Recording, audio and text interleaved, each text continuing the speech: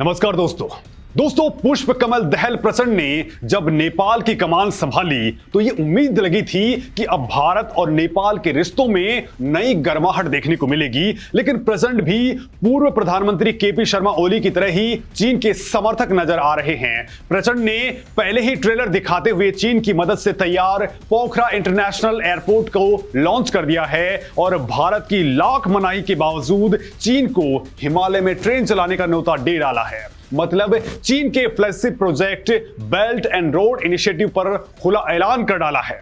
दोस्तों, पोखरा international airport के लिए चीन ने $216 मिलियन का लोन दिया है। अब ये एयरपोर्ट क्यों भारत के लिए बड़ा सिरदर्द बन चुका है और अगर हिमालय से चीन की ये ट्रेन नेपाल पहुंचती है तो वो भारत के लिए नहीं बल्कि खुद नेपाल के लिए क्यों बड़ा सिरदर्द है और इससे क्यों मोदी सरकार अब गुस्से में है, ये बात मैं आपको बताने वाला हूं। लेकिन दोस्तों, उससे पहले आपको यह बता देता हूं कि चीन लगातार नेपाल की जमीन को हड़प रहा है। उसकी सरकारी मशीनरी पर पूरी तरह से कब्जा सा जमाता जा रहा है। नेपाल को भारत का दुश्मन बनाने के लिए पूरी की पूरी स्क्रिप्ट लिख चुका है। लेकिन नेपाल अब इस कदर अंधा हो गया है कि उसे ना अपना आज दिख रहा है और ना ही आने वाला कल।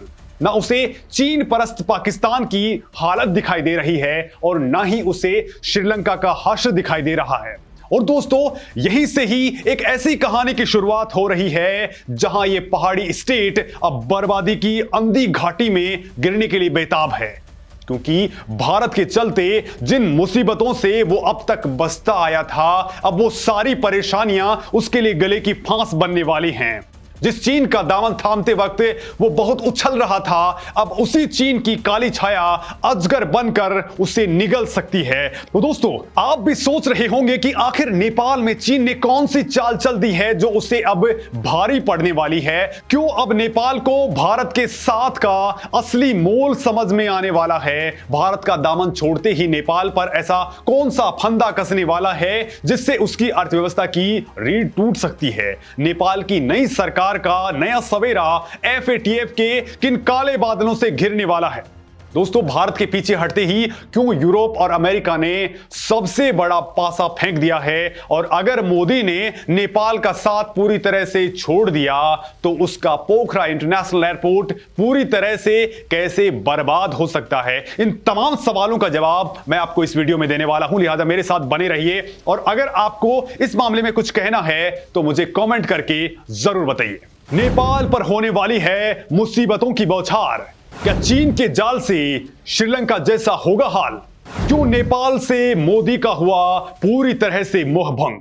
दोस्तों, चीन के साथ नेपाल की दोस्ती एक बार फिर से नए रंग दिखा रही है। लेकिन इस बार इस रंग का असर नेपाल पर ऐसा होने वाला है कि उसकी खाट खड़ी हो सकती है। यहां सवाल यह उठता है कि आखिर चीन के साथ नेपाल का संबंध कौन सा गुल खिलाने वाला है। क्या चीन के साथ दोस्ती के जिस रंग की उसने कल्पना की थी वो अब बदरंग होने वाला है।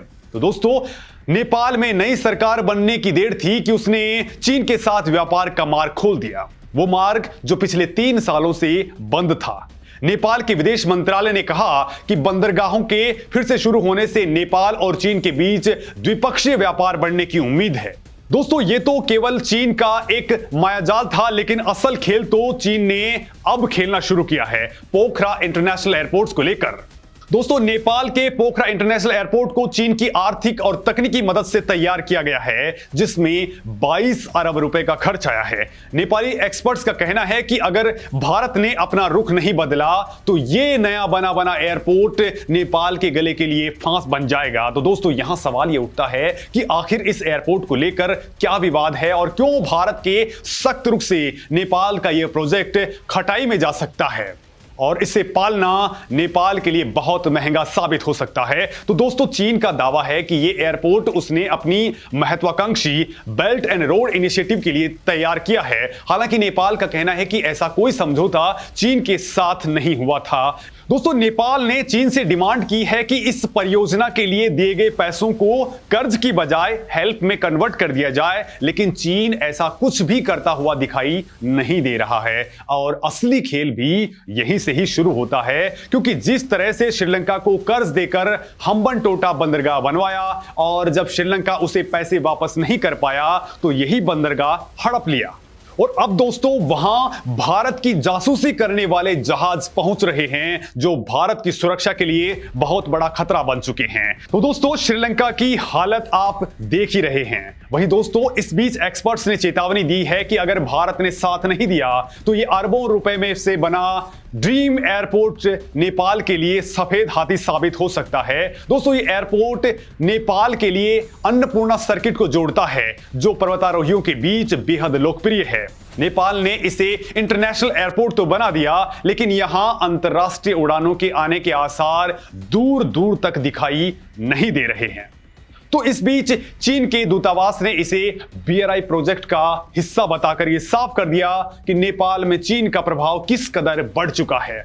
दोस्तों इस ऐलान के बाद भारत के साथ नेपाल की मुश्किलें और बढ़ सकती हैं। भारत पहले ही चीन की बनाई बिजली को नहीं खरीद रहा है और चीन के बनाए भैरवा एयरपोर्ट से किनारा कर चुका है। अब नेपाली अधिकारी भी कहने लगे हैं कि चीन बनाम भारत की इस पूरी जंग की परिणति नेपाल की हार के रूप में होगी, क्योंकि इस भू राजनीतिक तनाव के बढ़ने से नेपाल की मुश्किलें बहुत ज्यादा बढ़ने वाली हैं। अगर पश्चिमी देशों ने चीन के बनाए प्रोजेक्ट्स का इस्तेमाल करने से मना कर दिया और भारत ने चीन के बनाए प्रोजेक्ट को इस्तेमाल से खुद को अलग कर लिया तो इससे नेपाल को बहुत बड़ी परेशानी झेलनी पड़ सकती है। दोस्तों यहां गौर करने वाली बात यह है कि नेपाल ने इस परियोजना के लिए चीन के एक्सिम बैंक से 21 करोड़ 59 लाख डॉलर का भारी भरकम कर्ज ले रखा है। अब इसे चीन को चुकाने के लिए नेपाल को पोखरा एयरपोर्ट से बहुत बड़े पैमाने पर रेवेन्यू कलेक्ट करना होगा और अब अगर एयरपोर्ट का इस्तेमाल ही नहीं होगा तो फिर ये बड़ा प्रोजेक्ट घाटे का सौदा साबित हो सकता है और हाल फिलहाल नेपाल की ऐसी कोई हालत नहीं है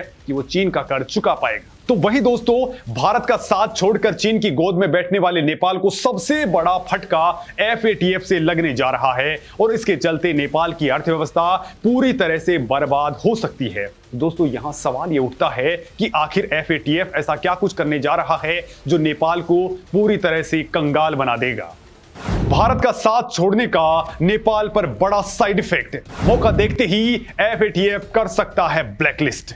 दोस्तों नेपाली मीडिया की रिपोर्ट्स कहती हैं कि नेपाल को फाइनेंशियल एक्शन टास्क फोर्स की ग्रे लिस्ट में रखा जा सकता है। काठमांडू पोस्ट की रिपोर्ट में कहा गया है कि FATF की जांच में पाया गया है कि मनी लॉन्ड्रिंग और आतंकवाद के वित्त पोषण से संबंधित कानूनों के प्रवर्तन दोनों में नेपाल को लेकर के कई खामियां नजर आई हैं। रिपोर्ट के मुताबिक नेपाल एंटी मनी लॉन्ड्रिंग और आतंकवादियों को वित्त पोषण कर रहा है और पेरिस में मौजूद ग्लोबल एजेंसी FATF के नियमों को पूरा करने में नेपाल संघर्ष कर रहा है। FATF ने कम से कम 15 पॉइंट्स की ऐसी पहचान की है जिसका पालन करने में नेपाल असमर्थ साबित हो रहा है। दोस्तों यहां बड़ा सवाल यह उठता है कि FATF की ग्रे लिस्ट में जाने से नेपाल को क्या घाटा होगा और इस मामले में अब तक ये संस्था क्यों चुप थी। तो दोस्तों रिपोर्ट के मुताबिक नेपाल को अगर FATF की ग्रे लिस्ट में रखा जाता है तो फिर नेपाल की अर्थव्यवस्था के लिए यह बहुत बड़ा घातक कदम होगा, क्योंकि नेपाल की अर्थव्यवस्था लगातार विदेशी सहायता के चलते ही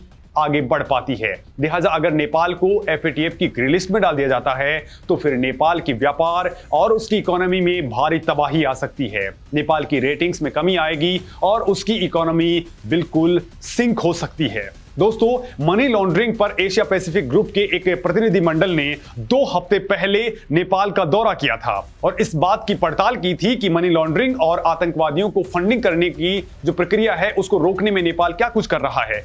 इस पर FATF के अधिकारियों ने कहा कि उन्होंने 16 दिसंबर तक नेपाल सरकार के उठाए गए कदमों का मूल्यांकन किया और इसमें नेपाल की कार्रवाई को काफी कमजोर पाया गया है। लिहाजा अगर नेपाल को ब्लैकलिस्ट नहीं भी किया जाता है तो उसका ग्रे लिस्ट में जाना तो फिलहाल तय ही मानिए। दोस्तों FATF का ब्लैकलिस्ट टर्म टेरर फाइनेंसिंग को लेकर के बहुत सख्त है और अगर कोई देश 1 साल के लिए भी ब्लैकलिस्ट होता है तो उसकी पूरी की पूरी इकोनॉमी ही चरमरा जाती है। खासकर नेपाल के लिए यह स्थिति वाकई बहुत ही भयावह साबित होने वाली है।